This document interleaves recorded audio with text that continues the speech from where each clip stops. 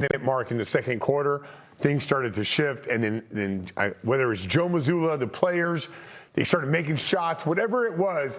The offense, the execution in the third is really where this game just got that's where the separation all occurred. Yeah, I think that play we showed there at the start kind of summed it up, right?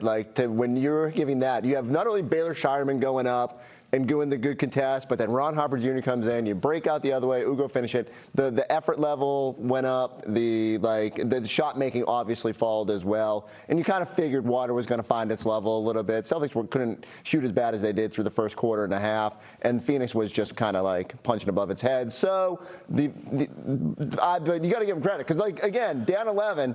It did not feel like this maybe was the Celtics' night. Guys were struggling. Peyton couldn't get it going. But all of a sudden, Derrick kind of kept you afloat, and then everybody else chipped in from there. Really interesting when you watch this. When you watch us making shots. We came out of the All-Star game. How many assists did we have? It was 32 against Golden State. Yeah, the best assist night of the year. And then against the Lakers, we had a high assist night as well.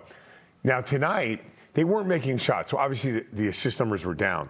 But if you watch all the highlights, watch how many times you see them make a play, get denied, go back door, or set a flare screen, slip it. It's like they never stop moving, but now it feels like they're moving with more purpose because people are actually hitting them, whether it be the flare or dive into the basket. Just real quick, because we're talking a lot of the Joe Mazzulla. When do you think Joe? Coming out of the break? I have no idea.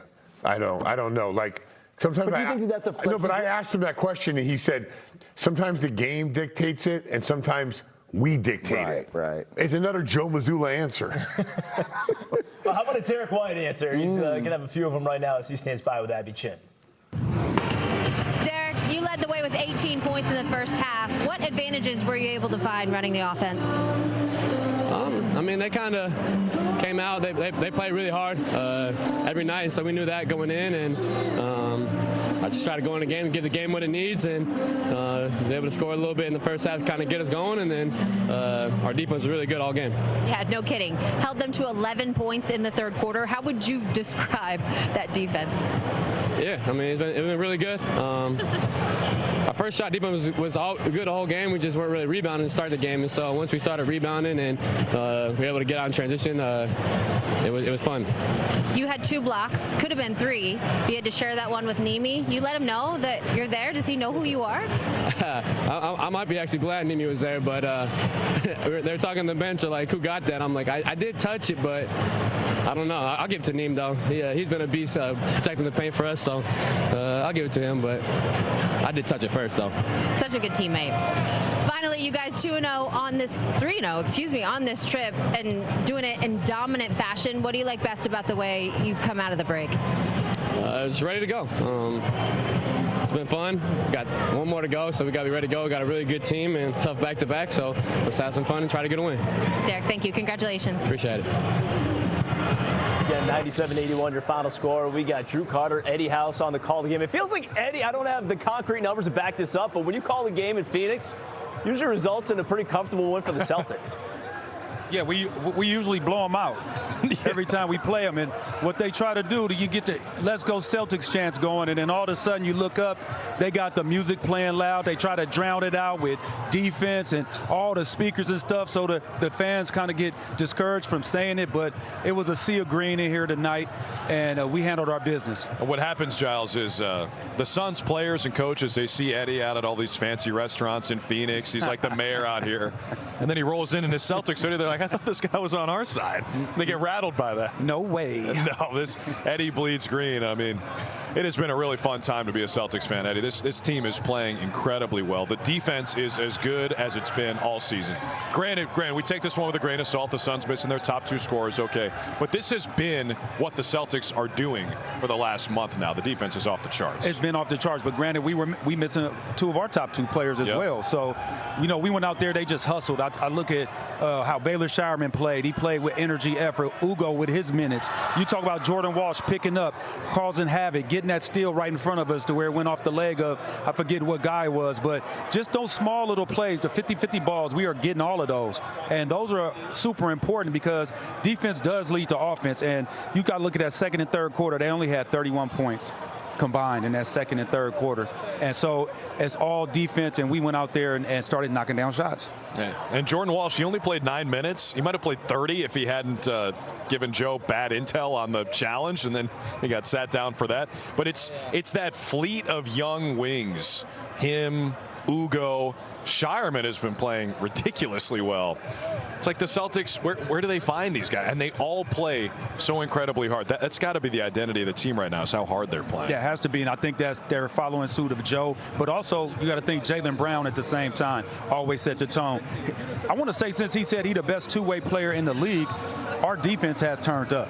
You know, and everybody's involved. And it's a difference if you're hungry or if you're starving. And these young boys are starving. And by the way, that block that Keita initially got was credited to Derrick White. Oh, he got it? So he finishes with 3 blocks, 22 points, 8 rebounds, and 8 assists. Again, we neglected him when we chose our step-up guy. What a game for D. White. I know, he was out there killing. And, you know, again, you know, early on, nobody was knocking down shots. And in that second quarter, he started knocking down the shot. He hit the one at the top of the key. Once he hit that one, then he hit the other one over the big fella. Once he started knocking down the shots, it seemed like everything started to open up. He's making the right play. He hit Nemi for a nice bucket. So overall, great basketball game for him.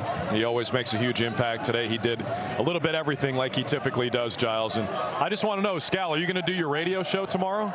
1 hour late, baby. 1 hour late. All right. I've had nothing to listen to for like 2 weeks. I'm back, so man. Good. I'm not promising to be good. I'm just promising to be there. Hey, availability is the best ability. 97-81 your final score. Celtics 38-19 now on the year. Getting there 40 and before 20. Are we going to win 60? Well, we're at least going to talk about the 50-11 run. That's No, we can't win. That's crazy. Maybe. And that like play every single time. Okay, well, Baylor Shireman right there, the recipient, he had 11 points, 11 rebounds. But again, the number 11 being the key number there was the number of points that the Phoenix Suns scored from the middle of the second quarter until late in the third quarter. They scored 11 points. Celtics won on a 50-11 run. Yeah. It was such a big run that when we told Scal it was a 50-11 run, he was like, no, that's not right. I didn't say, no, that's not right. I'm like, hell no. They went from down 11 to up 28. Yeah. So watch the action. Everyone keeps going. It's like water running downhill. You get stopped, you just keep moving. And obviously, guys got to make shots. Here they are, Pritchard with the defense. But just watch, just keep watching the offense and watching how everyone's moving around on the floor. They're not stopping. Ball keeps moving. There's Keita on the dive. I just love the way that they were able to shrug off those early struggles. And like Scal said, guys kept moving, looking for better shots. Derrick White gets hot during this stretch, keeps you afloat. I thought Nemi had some of his best minutes. You know, in a game that he really left his imprint on. And they were just relentless on the offensive glass. So even when they weren't making shots, they were getting second chance opportunities. I didn't know Sam Hauser could float to the basket like that. That was cool. Right? And so, yeah, like everything was just kind of flowing. And you just knew that dam was going to break because they just weren't themselves for the first quarter and a half.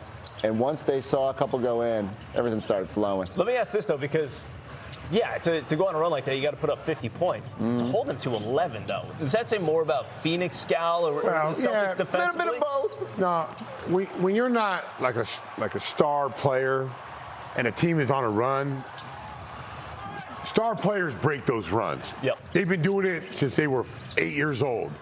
The rest of these guys got to kind of figure that stuff out. And I think that's what happens when things aren't going well, you're looking around, where's Devin Booker?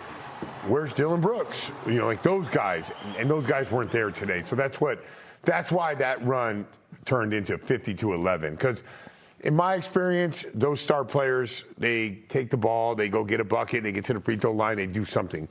Phoenix just didn't have anybody to do that. Okay. I have no idea how Ugo was a -6 tonight. It's got to be a misprint. He's always a plus-minus king. Meanwhile, you also have Derrick White, who we heard from, and I know that Drew and Eddie just talked about him, but the 22 points, 8 rebounds, 8 assists, the 3 block shots. He also had 2 of those big threes, and we brought up as a 50-11 run.